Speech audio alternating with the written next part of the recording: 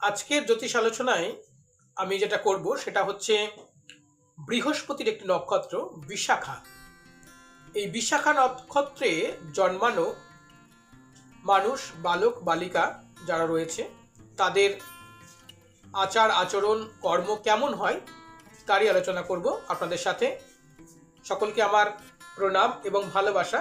Astro education Pradyut এই চ্যানেলে আপনাদের স্বাগত এবং প্রতিবারের ন্যায় একটু ছোট্ট অনুরোধ, আপনারা প্লিজ চ্যানেলটিকে সাবস্ক্রাইব করে পাশে থাকা বেল আইকনটি বাজিয়ে রাখুন এবং নিজেদের বন্ধুর সঙ্গে ভিডিওগুলিকে অবশ্যই নিজেদের পেজে শেয়ার করুন।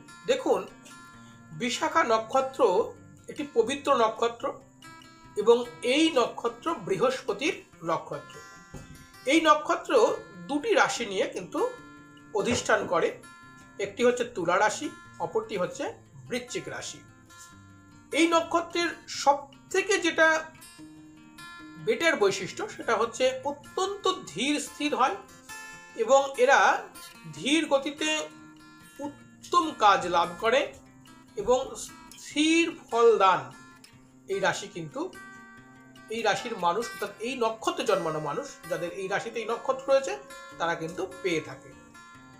জীবনে বড় সাফল্য বা বড় ফল এরা পায়, তবে যারা খুব ধীর স্থির আরাম প্রিয় কাজ করে তাদের ক্ষেত্রেই কিন্তু বড় সফলতা আসে। এদের মধ্যে ধৈর্য এবং স্থিরতা অত্যন্ত বেশি থাকে। এদের জীবনে যদি কখনো এরা একটু রেগে যায় বা একটু জেদ হয় তাহলে কিন্তু এরা ডমিনেট করতে ভালোবাসে তখন, এবং এর ফলে এরা পথ হারিয়ে ফেলে।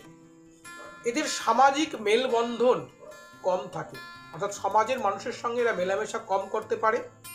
এরা নিজের মতো থাকতে চায় এবং বেশিরভাগ ক্ষেত্রেই দেখা যায় এই নক্ষত্রে জন্মানো মানুষ একা একা থাকতে ভালোবাসে।